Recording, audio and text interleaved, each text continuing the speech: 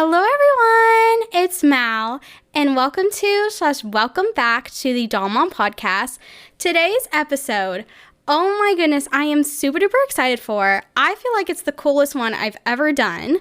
Today we have on Derf. He's from Ruby Red Fashion Friends. Derf, how are you doing? I'm doing great, Mel. Thank you for inviting me. Oh my goodness, thank you so much for coming on. This means so much to me, and I cannot appreciate you enough for coming on. I'm just super duper excited for our episode today. Like I've already said, I'm just overwhelmed with excitement right now. Same here. I'm also very excited to be on. Today we're going to be talking about exactly what Ruby Red Fashion Friends is, the whole history of the brand, how to get started, and what exactly they carry. And then we're going to get to know Derf, what he does in the company. And then we're going to get into the process of designing a doll. How does Ruby Red Fashion Friends exactly do it? So without further ado, since this is such a fun episode, let's get started. Okay, let's go.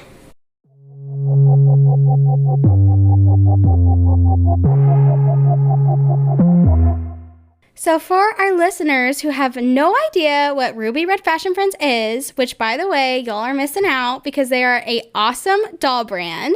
Derf, what is Ruby Red Fashion Friends? So Ruby Red Fashion Friends is a line of dolls that started back in 2019. Ruby, our founder, found this brand when she found that many kids and collectors were attracted to fashion. After that, we created a line of dolls. And in 2019, it started with the original 3 dolls, Sarah, Hannah, and Bella. They are 14.5-inch vinyl dolls with joints. They are very posable, very photogenic, and also we have a core sense of fashion that is embedded inside. That is so cool. Besides your core line, what other lines do you carry? So besides that, over the years, we have added many more dolls. So besides the core line, just in the core line with Sarah, Hannah, and Bella, we also added 7 more core characters. Then we also started a new line called the Siblings line. We envisioned it as the little siblings of the Ruby Red Fashion Brand core characters. And they are also 12-inch posable dolls. We also have a special edition line, which are one-time limited versions of iterations of Siblings and Fashion Friends. They are limited in numbers, and they come with unique themes and fashions. We produce maybe around 2 per month. They are really well received. And then afterwards, we also have the fan edition line and the anniversary doll, which they are very fun. They're not designed by us, but designed by our collectors, either by their submission or by vote. So this line is very special because it is interactive, and we engage with our customers in making those. And then also, the last thing, we also have a Create Your Dream doll line. They are our least expensive line at only $39, and all of these dolls are also based on collector submissions. And we accept the submissions on Facebook and Instagram, and everyone can hand in their submissions with the hashtag Create Your Dream Doll, and every year we choose the best ones, and then we add them onto these line of dolls. So if anyone who wishes to find out about this initiative, you can search Create Your Dream Doll or go on our website, Ruby Red Toys, for more details. That is so awesome. One of the many things that I love about Ruby Red Fashion Friends is there's so many different options, and there's something for everyone. No matter what kind of doll you're into, they have it, which I really, really like about them. You mentioned how Ruby Red Fashion Friends kind of got started. Could you go into a little bit more detail about that? Okay, that is a great story. So back in 2019, before the whole pandemic started, Ruby, who is actually my mother, Ruby and I were visiting our family in California in the States. And we were in our cousin's place, and we also saw her grandniece, which is my niece. And we had a fun time there. And then with it, we realized that many girls in their young age, they already start trying to test on different fashions. It was very fun watching her trying to do makeup and also trying to wear her mother's dress, even though she was a very young teenager back then. And it was very, very entertaining to also watch her in her mother's heels.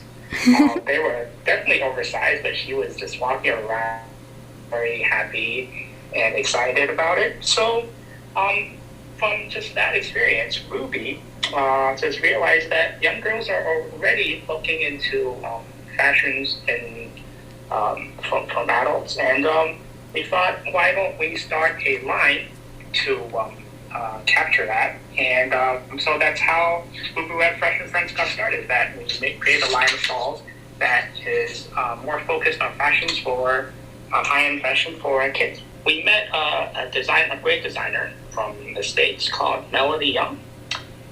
She was an executive from Toys R Us. We started talking, and she was fabulous. She was excellent, and she was a kind of visionary, and she thinks denim was the right choice. And that was when our first three dolls, Hannah, Bella, and Sarah, started. In our talks, we also reached out to the late Diana Hefner because we thought that her sculpts were the best to use in our first three Coraline dolls. And we were very fortunate that she gave her blessing for us to use her sculpts in the first set of dolls. And Diana Hefner's sculpts are a recurring theme in our dolls. And she's just excellent in her sculpts. And we're so blessed to have her have her sculpts in our product line. Her sculpts are so sweet. I always look at each Ruby Red Fashion Friends doll and I'm just like, oh my goodness, they have such a sweet face that I feel like is just so unique and creative and different from any other doll line out there. Diana makes really great sculpts. We've actually known her for 40 years. And oh, wow. She has a very special talent in creating more realistic dolls that really, really capture the young girl's face in a very genuine and also kind of way. Mm-hmm. And innocent. Sorry, the word innocent. And it really shows our vision in trying to keep that innocence in our product line and making sure that we want to really show how our dolls capture that innocence inside. I would also like to mention here how Ruby Red Fashion Friends truly cares about the opinions of their fans through making changes with release, having a fan club group, which we might get into later, and making dolls that their fans would like to see, as kind of going back to the lines with the fan edition line and the anniversary doll. I really think that's something that's very unique with Ruby Red Fashion Friends that you don't see anywhere else. You don't really see other doll brands be really as hands-on and involved with what their customers like Ruby Red Fashion Friends does. Well, thank you, Mal. Yeah, we really try hard to talk to our collectors because we think it's very important to make sure that their voice is heard and that we can keep on making great products that they like. So it's very important for us to listen to them.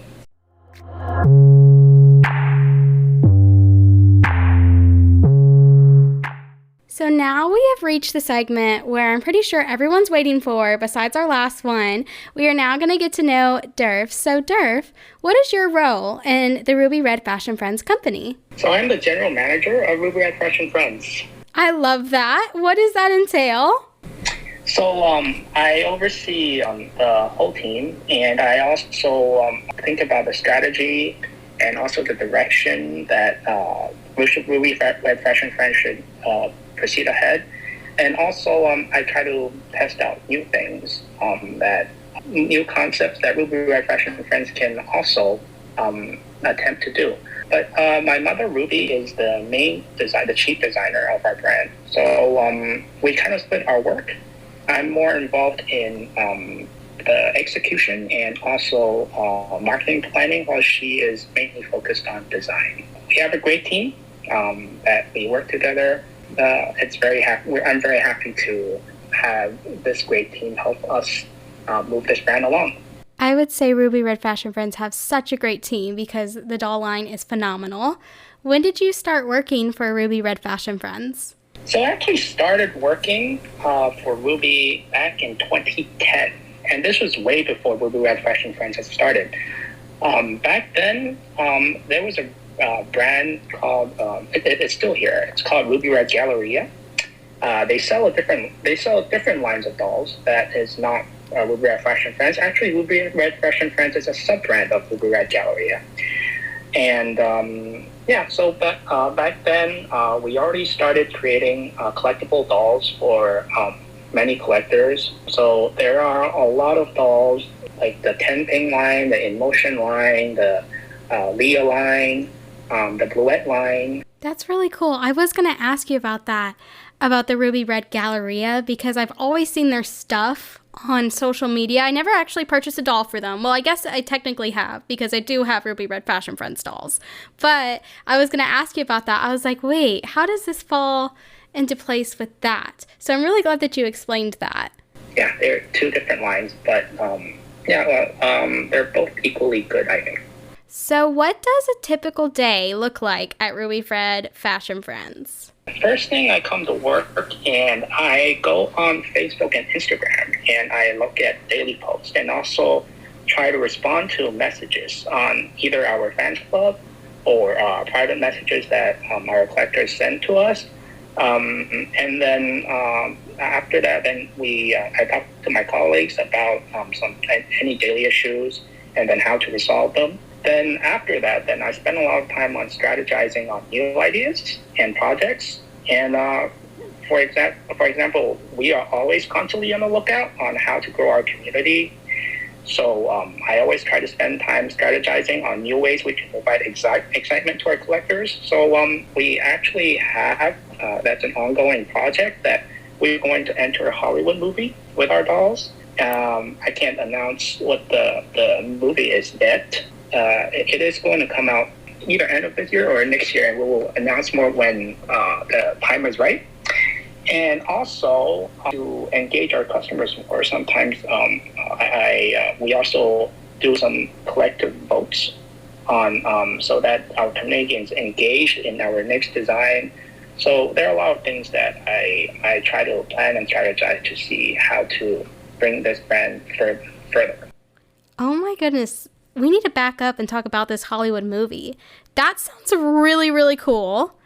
I'm really excited for that. It is really exciting. Even more exciting is the movie actually approached us to see if we're interested, and we're very, very interested. So you kind of mentioned the fan club on Facebook. Could you talk more about the fan club if you're comfortable? Sure. There are various fan clubs on the internet. A lot of them are run by our collectors, but we have an official one that is run by us. And in there, we spend a lot of time to engage with our collectors, our customers, because we want to hear the voice. We want to know what they like, and especially what they dislike about our brand and how we can improve in the future. We do a lot of polling. We also do a lot of sharing of our new products. Every day, we actually collect the comments of suggestions and also maybe criticisms of our Facebook, and then we screenshot them and we actually put it on a wall. And there's a wall full of these suggestions in one of our small meeting rooms. I think there are about like 20 to 30 suggestions right now. So what we do is when we fulfill one of them, we take them out. So we try to make sure that whenever we are designing the next doll or doing a new project, that we at least look at all these suggestions. Oh my goodness, that's so cool. I love that. What advice would you give to someone who wants to work for a doll company? Oh yeah, it is very important to spend a lot of time with the collectors. You have to understand and care about them, and also try to stand in their shoes, and also understand that a lot of them, they are very doll enthusiastic, but also they have their own unique views on what kind of dolls, like what themes should be out in next. Sometimes they are not always readily available to collect dolls. Maybe because they're out of town, that they're working, that we try to work around their schedule to make sure that the doll delivery service is also seamless. And so that's why I actually spend 1 to 2 hours every day as customer service. We have a great guy called Tom in our team who actually handles these customer service. But I also spend time there because I think the best way to really understand a customer is actually by doing it. I make sure that no matter how busy I am, I must delegate time to talk to our customers every single day. Aw, I really like that. That's so sweet. Once again, you can tell Ruby Red Fashion Friends truly, truly cares about the people who are buying their dolls. What is your favorite product that you currently sell? So it is Drusilla. Actually, Drusilla is, we announced it, I think, 2 days ago, and it is coming on sale on the 14th, which is this Saturday. It is a masterpiece from Czech designer Jana Blaskova. We have worked with Jana before. Her dolls were all fantastic and always very well received. And they're always very quickly to sell out too. But this time, it's very special because this doll also came with a story that it features a dragon princess in a fantasy world. Of course, it looks exquisite, and it also resembles a South Asian princess, which I like. I really like fantasy, so having such a background and also designing based on that gives it substance, which I really enjoy and like. I have seen her. I've seen the cute little photos you guys shared of her, and she looks so gorgeous. I was completely blown away. I love her so much. Thank you. I'm glad you like her. So what is one thing that you hope to do while working for Ruby Red Fashion Friends? So we really hope to work more with classic movies and TV shows. We really also want to bring the dolls into, like I say, I really like fantasy. So I really want to make the characters in TV shows real. Like, for example, my favorite ones is The Lord of the Rings. And if we can make dolls based on the characters inside that that resembles them, and that is something that I and we really want to do.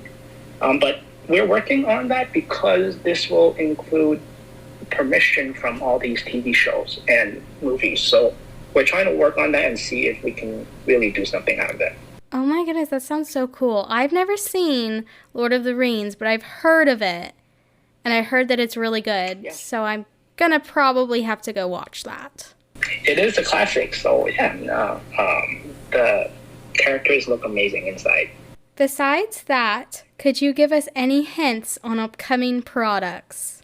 So we have many exciting dolls coming. We already have a list planned until early 2024. Wow. But, I'll just give some hints that that is coming up this year. So we have our anniversary doll.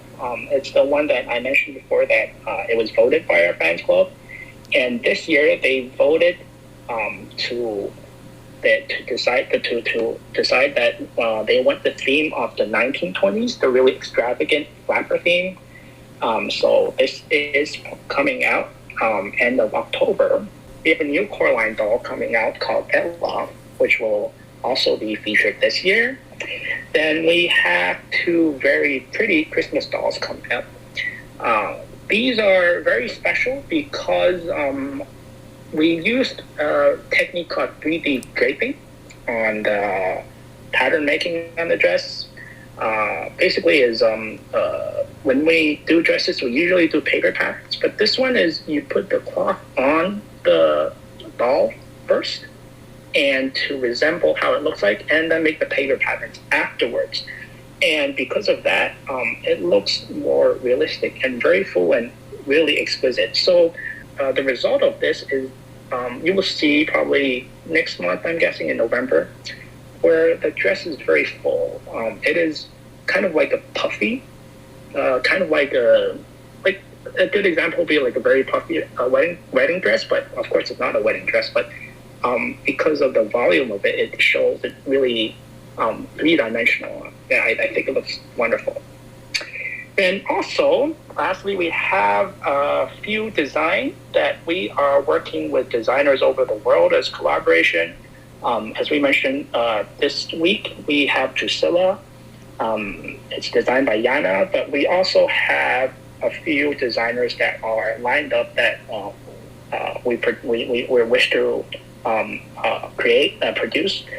And their designs are also fantastic. I think it is more fun to include, designers all over the world instead of, just our own. That all sounds so exciting. I am so excited for it all, especially the Christmas dolls. I love the holiday dolls. I think you guys do such a extravagant job with them. So I'm excited to see the 3D. Oh my goodness. I'm also very excited. I wish I could publish it, but it's not the time yet. So stay tuned. It should be out somewhere in November.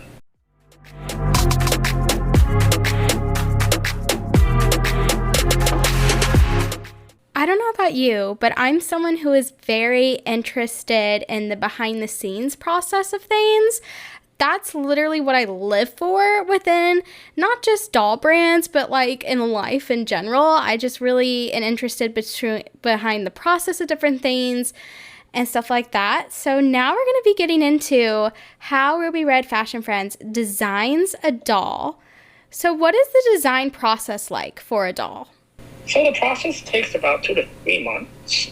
And so how it starts is first they have to come up with the idea. But what our designers, including my mom, Ruby, and the other designers, what they do is they actually go online every day to draw inspiration. They spend a lot of time in fans group. They spend a lot of time on Pinterest. They also spend a lot of time on other various like Twitter feeds or Instagram. And first, so they find inspiration by first looking at what kind of topic do we want to start to do. And so one example is just, I think, 2 or 3 months ago, Ruby watched the Barbie movie and was really inspired by it. And we created Pinky after that. We also create dolls for special events like Christmas, special holidays, or to commemorate important people who sometimes maybe they pass away or they did some big achievement that we think we should make a doll to commemorate them. So all of these ideas, it all comes down to the first topic. And then after the topic is confirmed, then our designers will do more serious and deep research on the background of the topic. And then they will start making some sketches. And after sketches are done, then we will make the first mock-up of the dolls.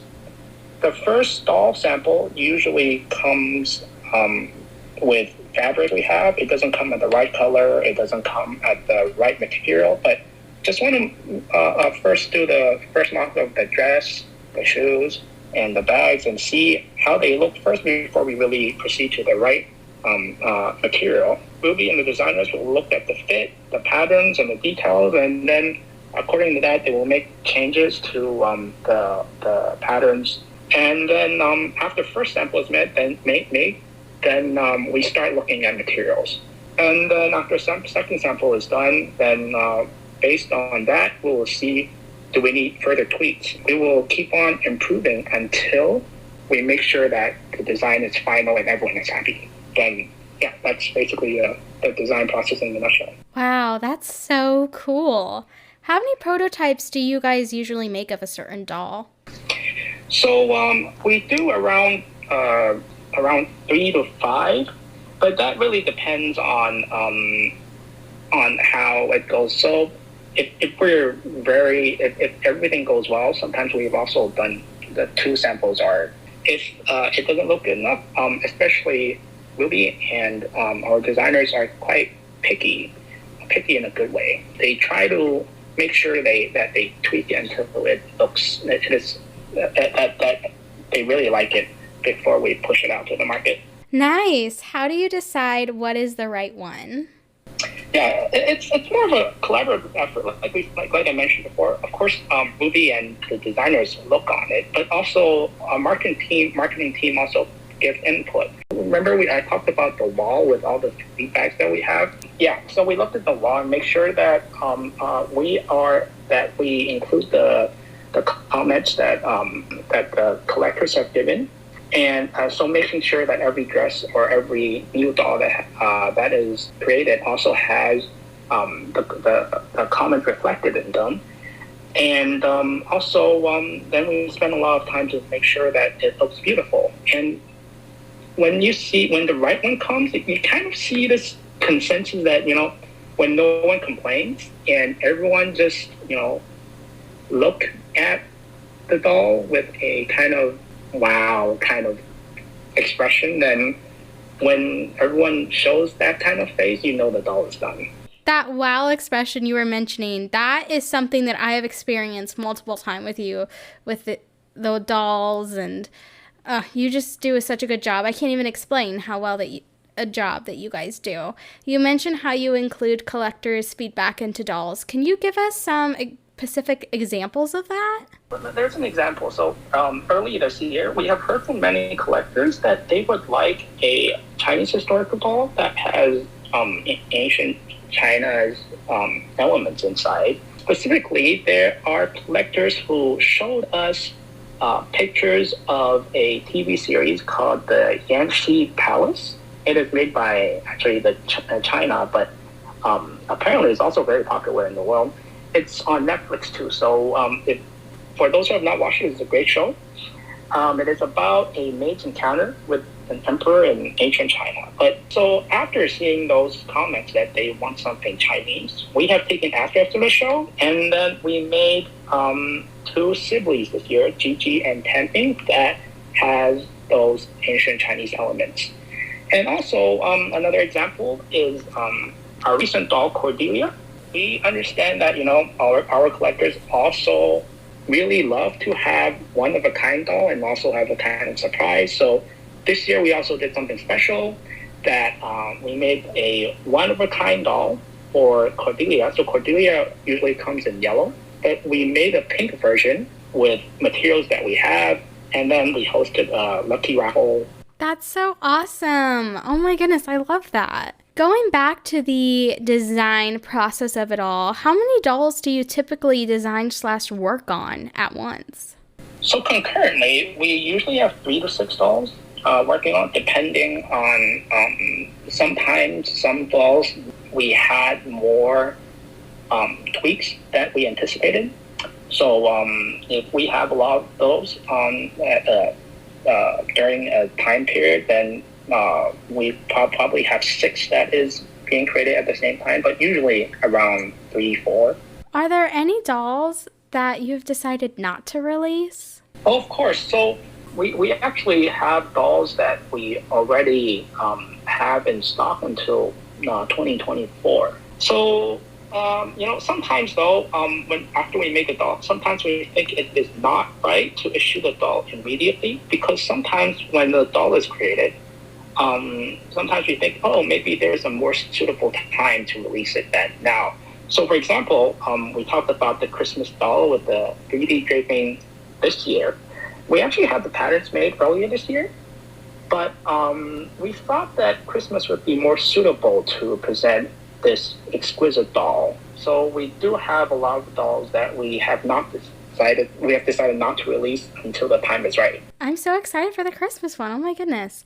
For dolls that are based in a current time period, what does that research process look like? So, yeah, very good question. So I've already mentioned in the design process that we usually go online and look in social media to first brainstorm what the time period looks like. For example, this year's anniversary doll is based on the 1920s extravagant flapper theme. We actually had fun that everyone sat in our meeting room at work, and we spent 2 to 3 hours watching Great Gatsby with Leonardo DiCaprio. We also look at various media, and then we choose around, let's just say, 10 to 20 photos of each time period, and then with kind of that backboard of these 20 photos, Then we look at them, and we usually ask ourselves some questions to see if they really fit that certain time period. So for the sketches that we make, are they historically correct, and do they really reflect that time period? Then also we also again look at the details of that current collectors have given their feedbacks, and see if also we have put them inside our sketches. Then also look at current market trends. Of course, we want to make sure that it still reflects the time period, but also we want to make sure that there's also current market trends that also incorporated. For example, even though the dresses can reflect something back in 200 years ago, but maybe there is a specific vinyl color that the collectors would like. So, and then also one very important thing is it easy to buy the materials? So there are some of our sketches that look fabulous, but they're very hard to realize because it's very hard to find material on them. So if the materials are not easy to find, then we have to change our sketch based on what we can find in the market. What doll took the longest to design? So definitely our anniversary doll. We have done this for 2 years already. So it usually starts around in March. And so every week on our fans group, the official one, that is hosted by us, that we post a series of votes, usually 2 per week. And within, we ask collectors to vote on nearly everything, from the theme to the design of the dress, to the color of the doll, to the name, to the accessories they come from. So based on the votes, we also tweak some of our sketches a little bit. With that many votes in mind, it took about 2 or 3 months to come up with the consensus of what our collectors want. And based on that, then we started proceeding on making the prototype of the doll. I have voted and participated in those polls that you guys have ran for the official Facebook group. And oh my goodness, it's just mind-blowing to see the results from those polls being put into a physical doll that people can buy. I just think it's just it's cool and it's legendary. It is mind-blowing to us too, because every year when we start this process, we don't know how the doll is going to look like. But after all the votes, both of them in both years, they turn out really, really beautiful. So yeah, we're very excited. We're going to host it again next year. We're really excited for the next one. Oh my goodness, I'm so excited to see it and to participate. What was your favorite doll that you've ever designed? So my favorite doll is Valentina. It is actually it is a Russian limited edition. It was actually designed by a Russian designer, realized it, and that's my favorite doll.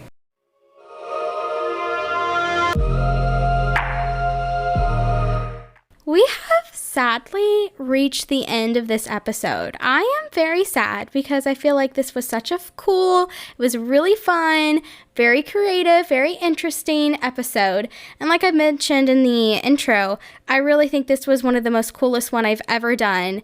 And I'm just really sad for it to end. I want to thank Derf so much for coming on the Doll Mom podcast. I hope you had fun and I hope you enjoyed it.